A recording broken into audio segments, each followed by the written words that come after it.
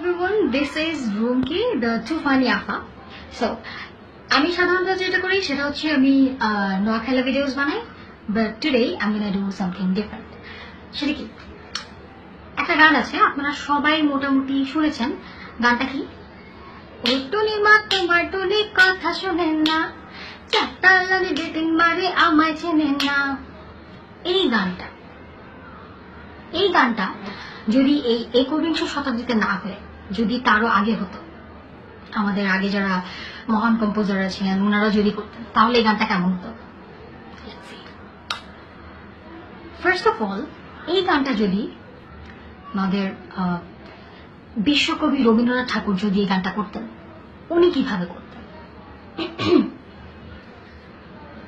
ও টুনির মা তোমার টুনি কথা শোনে না, ও টুনির মা তোমার টুনি কথা শোনে না, যার তার লগে ডেটিং মারে আমায় চেনে না, ও টুনির মা তোমার টুনির বোঝাও না। ওকে, এইবারে এই গানটা যদি আমাদের বিদ্রোহী কবি কাজী নজরুল ইসলাম গাইতেন, তিনি কিভাবে গাইতেন? ও টুনির মা তোমার টুনিরে বোঝাও না, ও টুনির মা টুনি যাটা লাগে রে টিং মারে আমায় চেনে না, ও টুনির মা টুনিরে বোঝাও না। ওকে, সো এই গানটা যদি মানে লালন সাথে আমাদের সাইজি উনি যদি গাইতেন তাহলে কেমন হতো?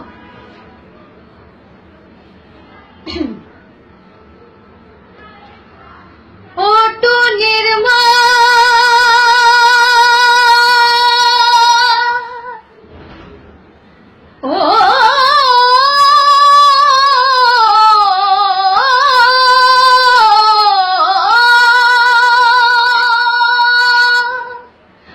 ও টুনির মা তোমার টুনি, ও টুনির মা তোমার টুনি কেন কথা শোনে না, ও টুনির মা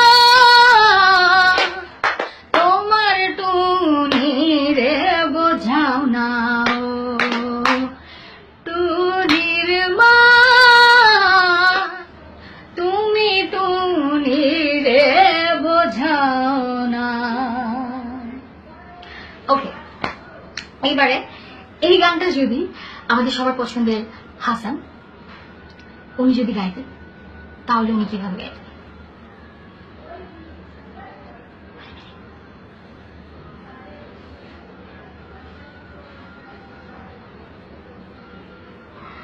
টুনি টুনি কথা শোনে না, টুনি কাছে আসে না, টুনি মা টুনিরে বোঝাও না, ঘুম আসে না টুনি ঘুম আসে না। ওকে, এইভাবে আমাদের এখনকার আধুনিক কম্পোজার হৃদয় খান যদি এই গানটা গাইতেন তাহলে উনি কিভাবে গাইতেন সেটা বলি।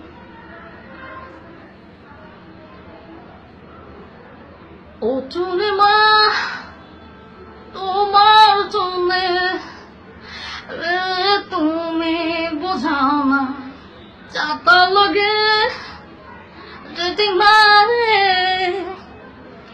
আমার চেনে না, ও টুনির মা টুনিরে বোঝাও না, আমার কাছে টুনির সব ভালো লাগে না, ও টুনির মা টুনিরে বলো না আমি কিন্তু তার আগে এবার